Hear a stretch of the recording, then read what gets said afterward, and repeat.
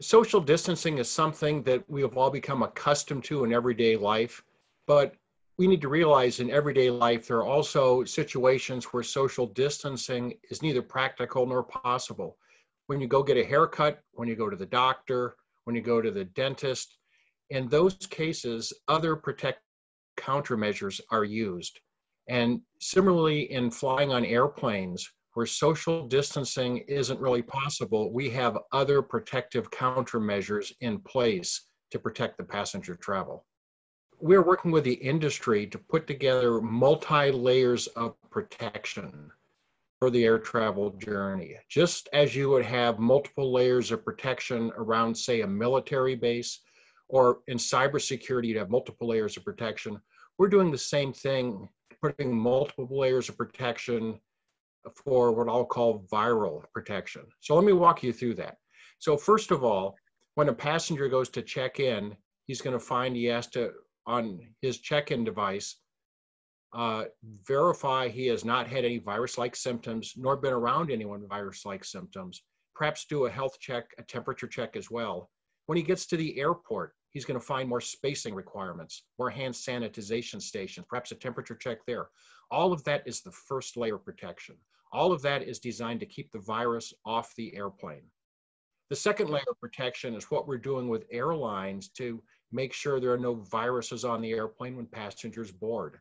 So we're working with airlines on cleaning and disinfecting procedures to get rid of any viruses. Now, the third layer of protection is when passengers are on the airplane.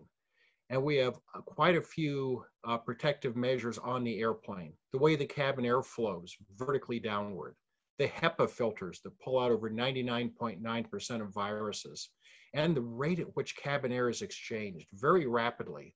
The volume of cabin air in the airplane is exchanged every 2 to 3 minutes, much faster than you'd find in other homes or apartments or office buildings. And then lastly is the personal responsibility we all have to protect ourselves and each other. So we strongly advocate passengers wearing face coverings on the airplane. All of these protective layers are these extra countermeasures I talked about that really negate the need for extra spacing on the airplane. And I've had many people ask, so will seating arrangement be redesigned in the airplane? No, we don't see a need to redesign the seating arrangements on the airplane. And a good case in point, a good proof point of this is the International Air Transport Association has done several surveys of many carriers looking to see if passenger-to-passenger transmission of a virus is happening on the airplane. And they've done analysis of a number of carriers that actually had people with active viruses traveling. And what they found was it's very, very rare to have passenger-to-passenger transmission on the airplane. With these extra protective layers I described, with everyone wearing masks, we think the odds of transmission are even lower. Yeah, we want to reassure passengers and crew of the protective layers, this multiple layer of protection we're putting in to protect the air travel journey. Our advice to passengers is follow the airline guidance. The airlines are working very closely with health organizations. Follow the hand sanitization procedures. Don't travel if you feel ill. Reschedule your flight. And rest assured that the air travel journey is being protected through these multiple layers that I've described.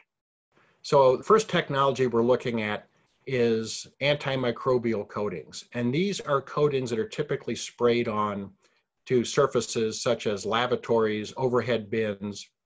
And what they do is provide a very hostile environment for viruses and bacteria.